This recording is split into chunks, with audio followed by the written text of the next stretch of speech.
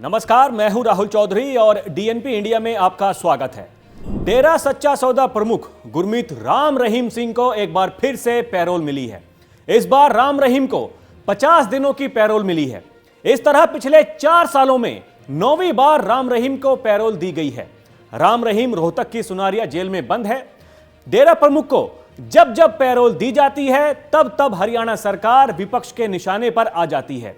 राम रहीम के पैरोल को इसी साल लोकसभा और हरियाणा में होने वाले विधानसभा चुनाव से भी जोड़कर देखा जा रहा है।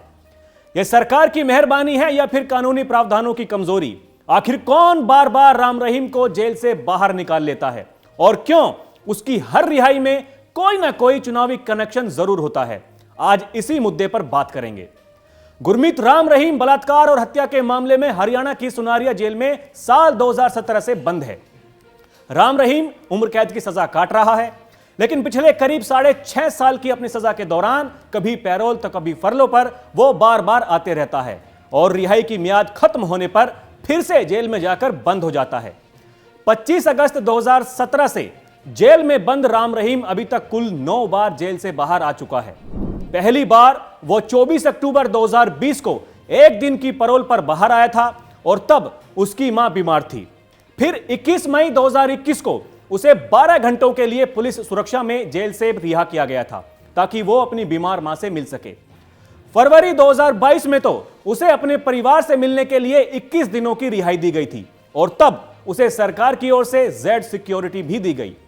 जून 2022 में राम रहीम को 30 दिन और अक्टूबर 2022 में 40 दिन की पैरोल पर राम रहीम बाहर आया था। जब वो 40 दिन के लिए बाहर आया था तो उसने अपना म्यूजिक एल्बम भी रिलीज किया था।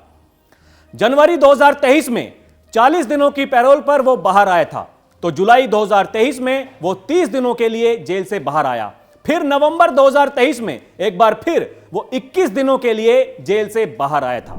अब बात यह कि वो बार बार जेल से बाहर कैसे आ रहा है, तो कानूनी तौर पर उसके पास 2 रास्ते हैं। पहला रास्ता है पैरोल का। पैरोल उस कैदी को मिलती है जिसने अपनी सजा के कम से कम 1 साल पूरा कर लिया हो। ज्यादातर मामलों में 1 साल में एक बार ही पैरोल मिलती है, लेकिन इसके साथ एक शर्त यह भी है कि कैदी जितने दिनों तक पैरोल पर बाहर रहता है वो उसकी सजा में नहीं जुड़ता है। किसी कैदी को पैरोल मिलेगी और किसको नहीं मिलेगी यह तय करती है राज्य की सरकार और कैदी का अच्छा चाल चलन। ऐसे में हरियाणा की सरकार बार बार राम रहीम के अच्छे चाल चलन पर मुहर लगाकर पैरोल की उसकी अर्जी भी मंजूर कर लेती है। वहीं राम रहीम जो बार बार जेल से बाहर आ रहा है उसके लिए एक दूसरा रास्ता भी है, वो है फरलो का।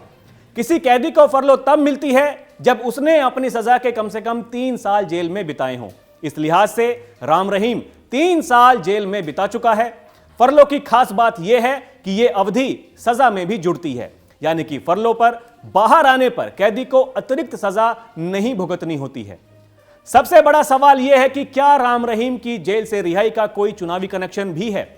ऊपरी तौर पर तो यूं दिखता है कि राम रहीम हरियाणा की जेल में बंद है और पैरोल या फरलो के बाद उसे यूपी के बागपत में रहना है, तो इसका चुनाव पर क्या ही असर होगा।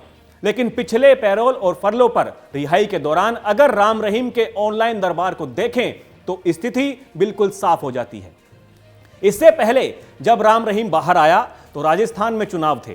राजस्थान के जो जिले हरियाणा से सटे हुए हैं जैसे श्रीगंगानगर और हनुमानगढ़, उनमें राम रहीम के डेरा सच्चा सौदा के खासे अनुयायी हैं जो किसी भी चुनाव को प्रभावित कर सकते हैं।